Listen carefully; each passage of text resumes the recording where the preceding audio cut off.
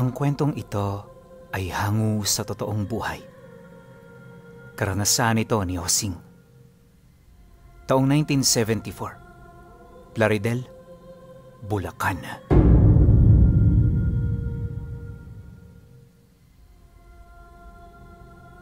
Isinilang sa bayan ng Plaridel itong si Hosing. Mahirap ang bayan nila noon, pero dahil sa diskarte at talino ng kanyang mga magulang, lumaki siya na may maunlad na pamumuhay. Kinagigiliwan siya ng marami, hindi dahil sa kanyang itsura, bagkus ay dahil sa respeto ng mga tao sa mga magulang niya. Di man kasi sa pagmamayabang, pero sa bayan noon ng Plaridel, maimpluwensya ang mga magulang niya. Marami itong kilalang malalaking tao, lalo na sa hanay ng mga politiko. Kaya naman kapag may mga binabalak itong gawin, agad niya yung nagagawa ng hindi na nangangailangan ng permiso kahit na kanino. Suwapang at ganid ang kanyang ama pinuno, pero hindi ito nabibisto ng kanilang mga kababayan dahil napakagaling nitong magpakitang tao. At sa lahat ng nakilala niya, walang makakatalo rito. Halos 2 dekada rin niya yung pinagtiisan hanggang sa dumating ang punto na nagdesisyon na siyang bumukod para sundin ang tadhanang nais niyang tahakin. Ang kaso, tutol ito sa kanyang naging pasya, kaya nung bumukod siya, pinutol nito ang lahat ng ari-arian na pwede niyang mapakinabangan. Hindi na rin siya nito binigyan ng kapangyarihan sa kanilang lupa, kaya literal na nawala sa kanya ang lahat. Gayunpaman, hindi ito naging problema. Di kagaya ng kanyang mga kapatid, kahit marangya ang kanilang pamumuhay, nasanay siyang magtiis. Ang lolo niya ang nagturo sa kanya ng ganoong pag-uugali, kaya nang mangyari yun sa kanya, muli na naman niya yung naalala.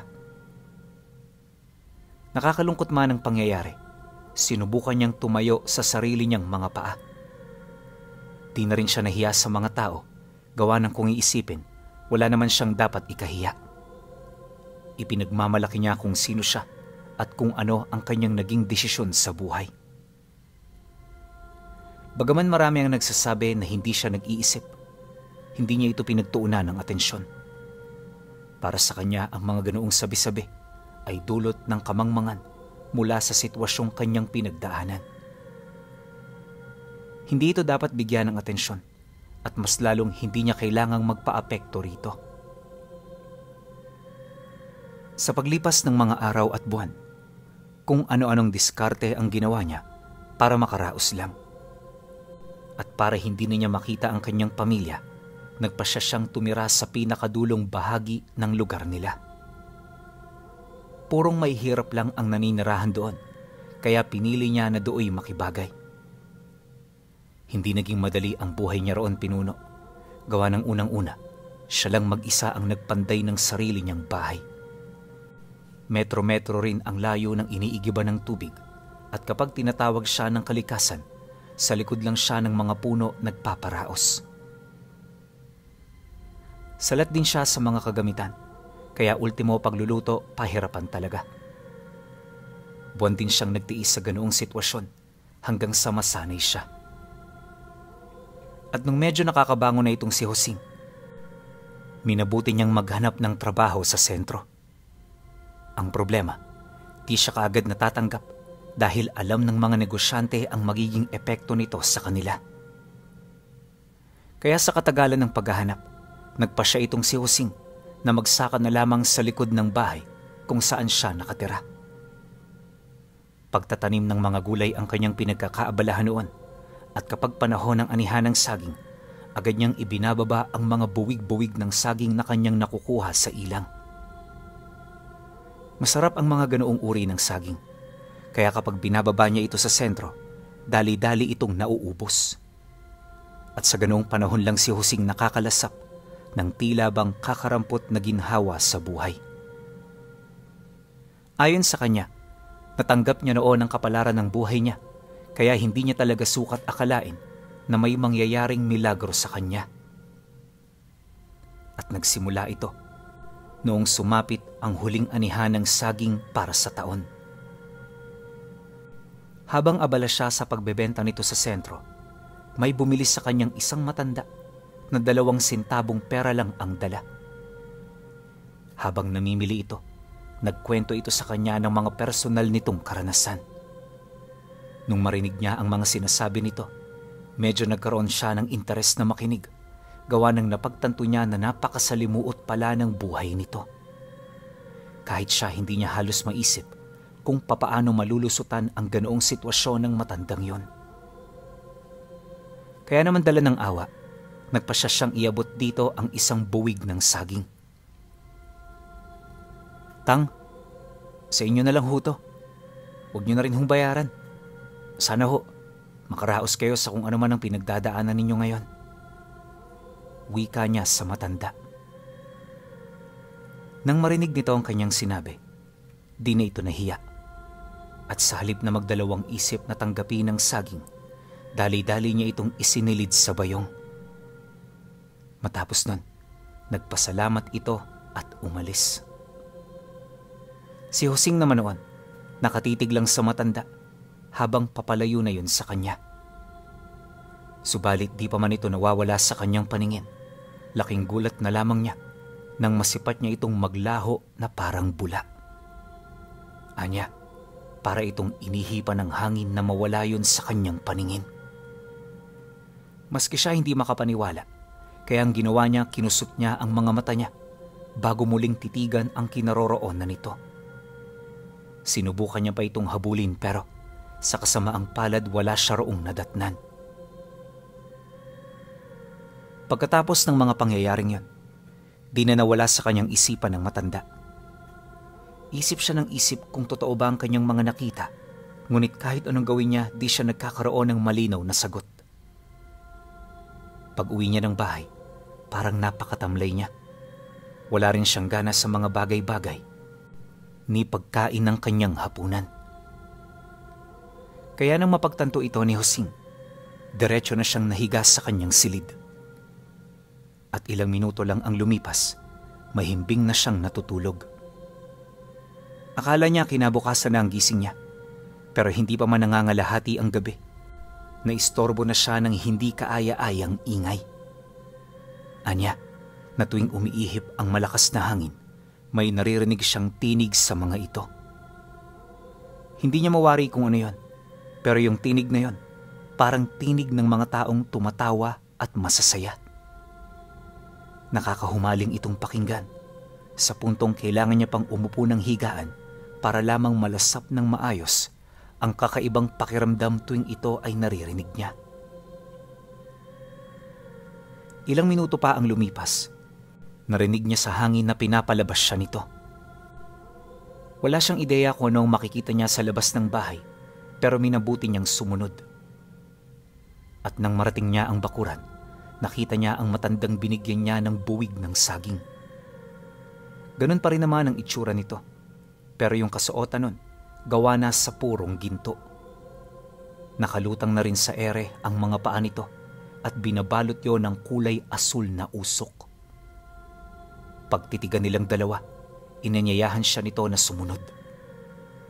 At pagkasambit nito ng mga katagang yon, may namuong ulap sa kanyang mga paa hanggang sa naramdaman niyang lumulutang na rin siya. Inakala noon ni Hosing na panaginip lang ang lahat ng yon, kaya pinili niyang maging mahinahon. Hindi nagtagal, narating nila ang tuktok ng isang bundok kung saan may nakita siyang maliit na batis na parang gawa sa ningning ng mga bituin ang tubig. Maningning na asul na may halong ginto ang tubig na naroon, kaya nang masipat niya ito, agad siyang binalot ng pagkamangha. Ni minsan sa buong buhay niya, hindi pa siya nakakita ng ganon. Pagbali niya ng tingin sa kabila nitong ibayo, nakita niya ang matanda na nakaupo sa tabi nito habang nananabako. Medyo may distansya yun sa kanya, pero dahil sa liwanag ng buwan, klarong-klaro sa kanya ang mukha nito. At habang siya'y pinagmamasdan nito, bakas sa mukha nito ang tuwa at kagalakan. Bagtasin mo ang tubig, at sa puso nito makukuha mo ang iyong premyo. Huwag kang matakot. Walang mangyayaring masama sa'yo. Wika nito sa kanya. Nang marinig niya ang sinabi nito, muli siyang napasilay sa tubig. Ilang minuto niya rin yung pinag-isipan hanggang sa magkaroon na siya ng lakas ng loob na dooy tumawid. At habang tinatahak niya ito, wala siyang ibang nararamdaman kundi ang lamig nito. Para lang yung tubig sa bukal pinuno. Yun nga lang habang tumatagal, mas lumalamig pa ito. Mabuti na lang, bago pa man siya manginig dahil sa ginaw, narating na niya ang pinakagitna nitong bahagi. At mula sa lugar na yon, nakita niya ang maliit na rebulto ng birhen, kalong-kalong ang bugtong nitong anak. Gawa sa ginto ang rebulto, kaya nung masipat niya ito, halos hindi siya makapaniwala sa kanyang mga nakita. Maya-maya pa, iniutos na ng matanda na kunin niya ito. Kaya naman nang marinig yun ni Hosing, di na siya nagdalawang isip na lumubog sa ilalim. Pagkakuha niya ng birhen, bigla siyang nahulog sa isang napakalalim na balon na parabang wala ng katapusan. Hindi nagtagal, laking gulat na lamang niya nang mapabalikwas siya sa kanyang higaan. Isang panaginip lang pala ang naranasan niya. Pero pagramdam niya sa kanyang palad, may napansin siyang parang solidong bagay na hawak-hawak niya. At dala ng kuryosidad, ibinuka niya ito hanggang sa makita na niya ang rebulto na nakuha niya sa batis. Pinaghalong takot at pagkamangha ang kanyang naramdaman noon dahil sa puntong yon, hindi niya kayang tukuyin ang panaginip sa realidad. Kalaunan, nang medyo kumalma na siya, dito niya na tinitigan ng maigi ang rebultong nakuha niya. Sa bawat paglapat dito ng kanyang palad, kapansin-pansin ang nakakapasong lamig na inilalabas nito. Noong una medyo hindi pa siya sanay sa ganoong temperatura. Pero nung tumagal na, parang naging normal na lang din ito sa kanya. Sumapit ang sumunod na araw. Wala namang nagbago. Dala ng pagmamalabis na makausap ang matandang nagbigay nito, bumaba siya ng sentro para magbakasakali na magagawa niya yung makita.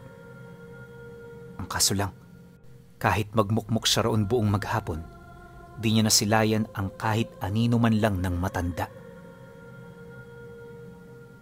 Dumaan pa ang maraming araw, bigo na siyang makita ito at makausap. Sinubukan na rin niyang tumawid sa mga karatig lugar, pero nanatili siyang walang balita ukol dito. Dahil sa ganoong pangyayari, minabuti na lamang niyang bumalik at magpatuloy sa kanyang hanap buhay. Naisip niya na kapag gusto nitong magpakita sa kanya, kusa na lamang itong susulpot na parang kabuti. Yun nga lang, isang buwan na ang nakakalipas, wala pa ring nangyari. At ang santang nakuha niya mula sa batis na yon, nananatiling misteryo para sa kanya. At para hindi yun mawala, lagi niya itong iniiwan sa bahay niya tuwing may lakad siya. Di rin niya ito ipinagbibigay alam sa kahit na sino dahil paniguradong pagbabalakan ito ng mga tao, lalo pat gawa yun sa purong ginto. Akala noon ni Hosing, yun lang ang problemang kahaharapin niya.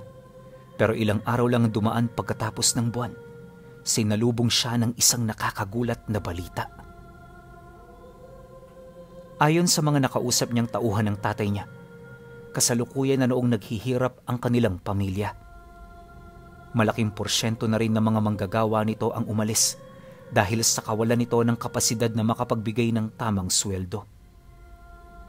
Ipinagtapat pa ng mga ito na bagay lang yun sa kanyang ama dahil masyado yung gahaman pagdating sa pera. Marahil kaya yun nagkaganon ay dahil sa kinagalitan ito ng mga tao hanggang sa may mga individual na naglakas loob na gumaway sa kanya. Dagdag pa ng mga ito na sinusubukan na rin itong ibenta ang mga ari-arian nila pero walang bumibili dahil naniniwala ang mga kalaban nito sa negosyo na may sumpa na ang lahat ng yon. Kaya yung iba na nagbabalak sa pagmamay-ari ng tatay niya, kusa na ring umaatras sa takot na baka sila naman ang malasin sa buhay. Nang marinig naman ito ni Hosing, bigla siyang nawala sa kanyang mga iniisip. Yun bang parang nahimasmasan siya mula sa napakahabang pagkakatulog? Kaya kahit hindi naging maganda ang nangyari sa kanilang dalawa, pinili niyang pumunta para makumusta ito at mabisita. Nahihiyaman at hindi malaman kung ano ang kanyang gagawin, lakas loob siyang bumalik. Pagdating niya sa kanilang tahanan, nadatnan niya ang kanyang mga kapatid na kasalukuyang nagmamando sa natitira nilang negosyo. Pagsilay naman ng mga ito, hindi siya nito pinansin hanggang sa magawa niya na yung malagpasan.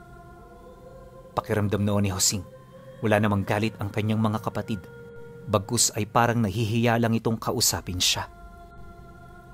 Siyempre, dala na rin ang pagkailang, hinayaan niyang maging ganon ang unang pagkikita nila. Pagpasok niya sa bakuran ng bahay, dito naman niya nadatnan ang nanay niya na halos mamatay-matay na sa kakapasan ng mga labahan. Namayat din ang katawan nito, tapos parang ilang araw na yung hindi nakakatulog. Nang masipat niya ang kalagayan nito, dali-dali naman niya yung inalalayan habang nagwiwika rito ng, "Oh, Nay, ba't ikaw ang nagpapasan yan? Di ba wala namang ginagawa sila Miguel? Ba't hindi silang pagpasanin mo nito?" Nang marinig naman yon ng kanyang ina, inabisuhan siya nito na abala sa pagbabantay ang mga kapatid niya sa kanilang padre de pamilya. Wala na rin yung ganong kumilos dahil nahihiya yon sa mga maririnig nila sa mga kapitbahay nila. Pagkasambit naman ito ng mga katagang yon, dali-dali niya yung tinulungan hanggang sa matapos na nito ang mga ginagawa nito. Maya-maya pa, nang makapagpahinga na ang kanyang ina, nagpasama siya rito para makita ang kalagayan ng tatay niya. Nababahala man sa mga sasabihin nito, pilit niyang tinataga ng kanyang loob upang makita lang ang kasalukuyan nitong kalagayan. Pagpasok nilang dalawa sa silid, bumungad ang kanyang ama na nakaratay sa higaan nito. Tumaba na rin yun ng husto, tapos kapansin-pansin ang mga pantal at singaw sa mga balat nito. Napakaputla na rin ang mukha ng tatay niya, tapos tuyot na tuyot ang labi nito kahit mayat-maya naman yung umiinom ng tubig. Pagtitigan naman nilang dalawa, kahit nang hihina, pilit nitong hinawi papalayo ang mga anak niya. Matapos niya yung gawin, kinampay siya nito hudyat na nais siya nitong lumapit. Siyempre bilang ama, hindi niya yun natiis. At kahit wala siyang ideya sa mga gagawin nito sa kanya, bukal sa loob niya yung nilapitan. Nang magkaharap na silang dalawa, kinamusta niya ito habang humihingi ng tawad ukol sa mga nagawa niya sa nakaraan.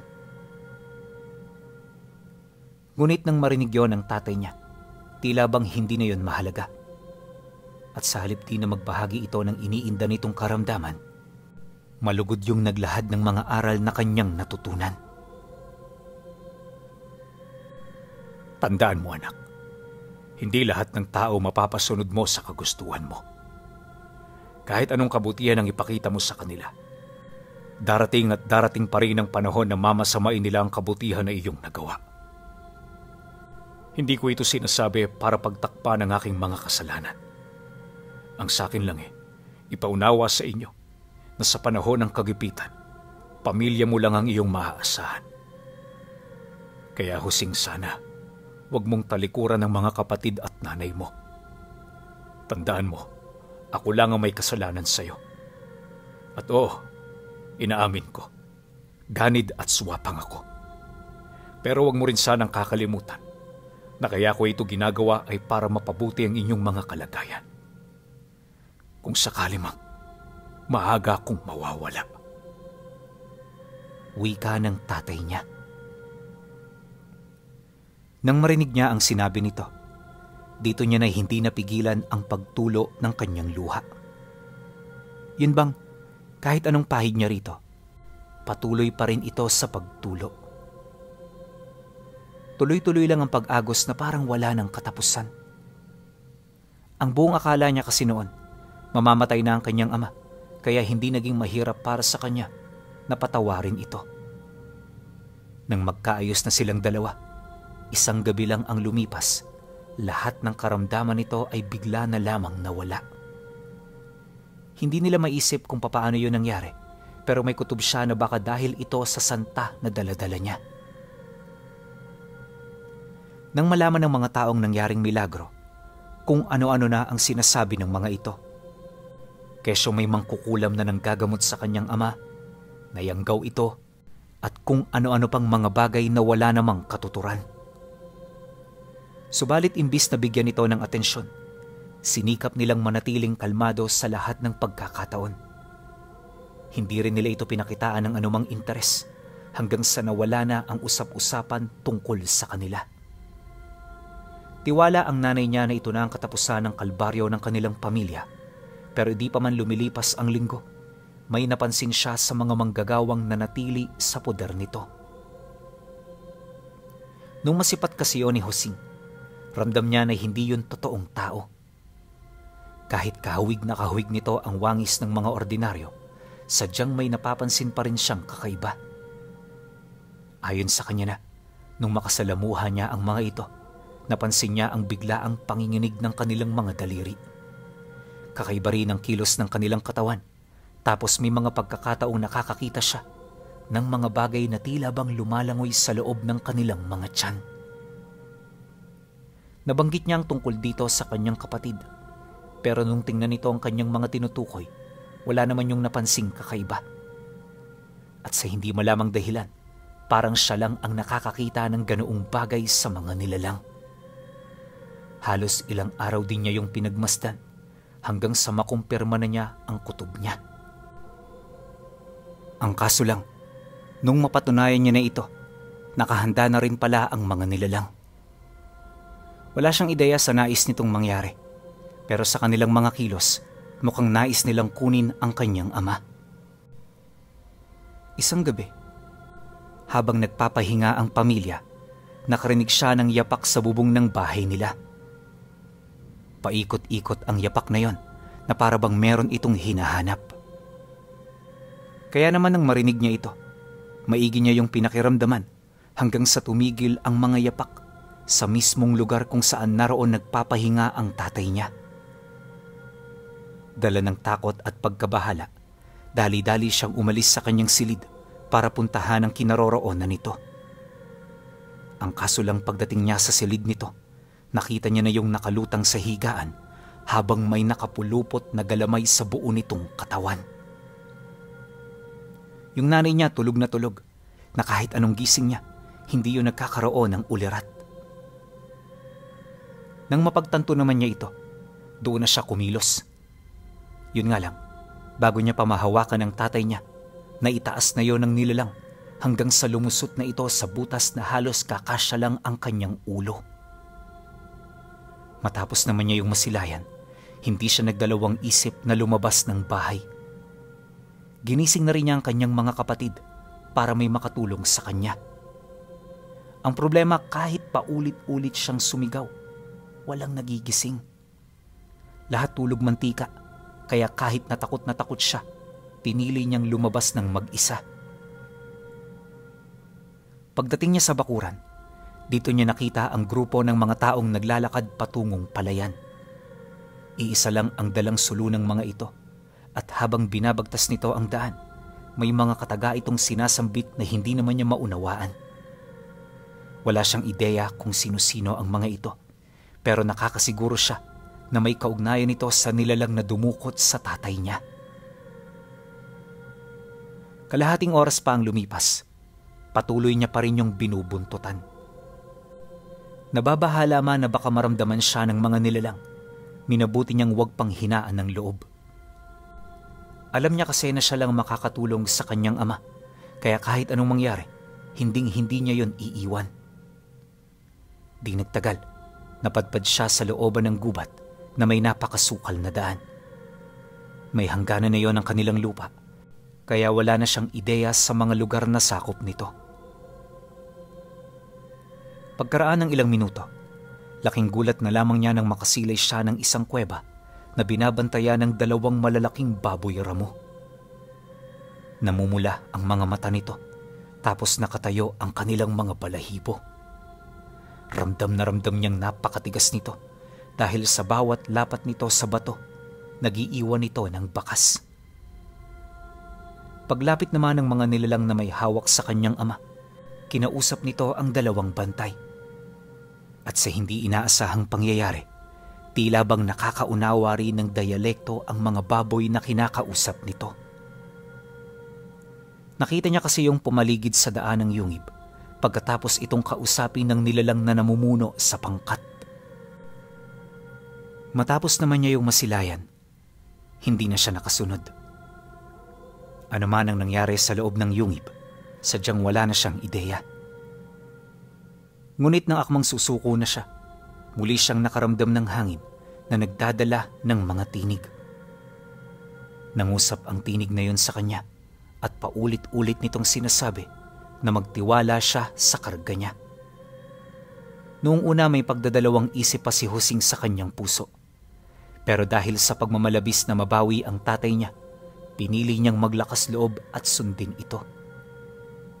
Walang sabi-sabi, agad siyang kumaripas ng takbo papalapit sa baboy ramo para batuhin ito ng kung anumang bagay na mahawakan niya. Pagkuha niya ng bato, agad naman niya yung inasinta hanggang sa umatungal ito ng napakalakas na kung tutuusin hindi dapat yun maapektuhan sa ganoong pag-atake lang. Di nagtagal, bumulagta ang baboy ramong yon, kaya agad naman siyang kumuha ng bato para batuhin pa ang kasama nito. Pagtama naman ng bato sa nilalang, ganun ulit ang nangyari.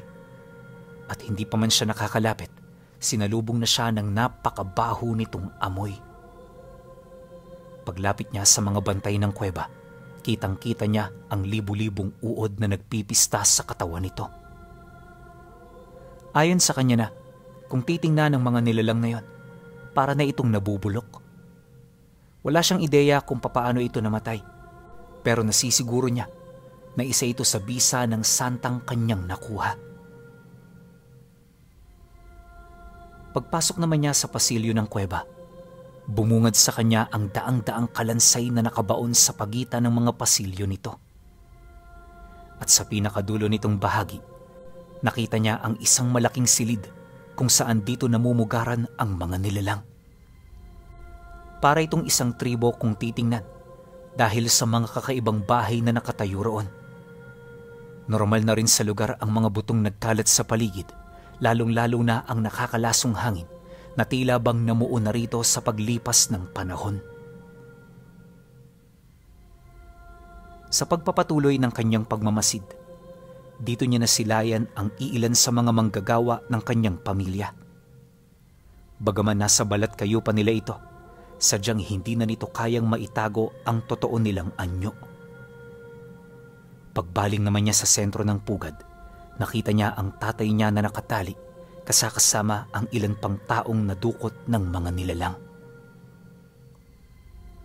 Sa estado ng mga ito, mukhang gagawin itong alay para sa Panginoong sinasamba ng mga nilalang na yon. Bukod kasi sa may mga marka na yon ng dugo sa katawan, wala na rin yung saplot, tapos binuhusan na ito ng isang napakalagkit na likido.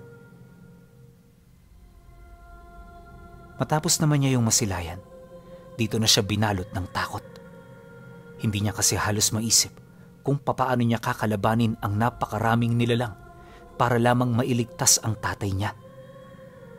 Sumagi na rin sa isip niya na tumakas at bumalik na sa kanila, pero sa tuwing tumatalikod siya, hinaharangan siya ng isang malakas na puwersa ng hangin. May mga tinig na rin siyang naririnig na nagsasabing magpatuloy siya, kaya kalaunan minabuti niyang sundin ito.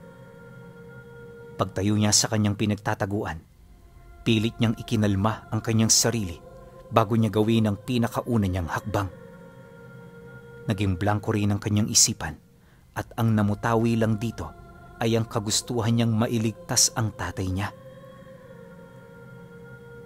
Makalipas pa ang ilang minuto, nadatnan niya ang kanyang sarili na naglalakad sa gitna ng mga ito. At sa hindi malamang dahilan, tila bang walang interes ang mga ito na sakmalin siya. Hindi naglaon, narating niya ang kinaroroonan ng kanyang ama at mula roon malaya niya itong kinalagan. Walang kahit isang nilalang ang nagtangkang lumapit na para bang lahat ito bulag sa kanyang presensyang ipinamamalas. Maya-maya pa, nang makalagan niya na ito, agad naman niya yung inakbayan habang tahimik nilang tinahak ang daan papalabas. Di nagtagal, nakalabas na rin sila sa yungib. Pero sa kasamaang palad, hindi niya nailigtas ang mga kasamahan nito buhat sa pagmamadali.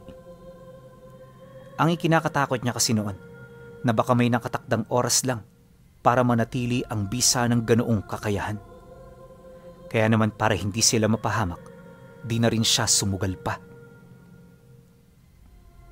Nang makatakas na sila, dali-dali nilang tinahak ang daan pabalik sa kanila. Ayon sa kanya na, nung nahawakan niya ang kanyang ama, bigla na lamang bumalik ang lakas nito. Naghilom din ng bahagya ang mga tinamo nitong sugat hanggang sa hindi niya na yon naramdaman. Kinabukasan nun, awa naman ng Diyos, kasabay niyang magising ang kanyang ama. Pagsilay niya rito, dali-dali naman niya yung niyakap habang taus-pusong nagpapasalamat sa may kapal. Dumaan ang mga araw, nanatili pa ring nagtatrabaho sa ilalim ng kanilang poder ang mga nilalang na nagbabalat kayo. Nang mapagtantuyo ng kanyang ama, nagdesisyon ito na umalis na sa lugar na yon para makapagbagong buhay. Kahit magsisimula sila sa wala, hindi ito nag-alangan, gawa ng alam nito na wala na silang hahanapin pa hanggat sila'y magkakasama. Magmula noon, namuhay na sila ng tahimik at hanggang sa tumanda itong si Husing, ni minsan hinding-hindi niya pa rin makakalimutan ang kanyang naging karanasan, lalong-lalo na noong makuha niya ang Santa Birhen na nagmula sa maningning na batis.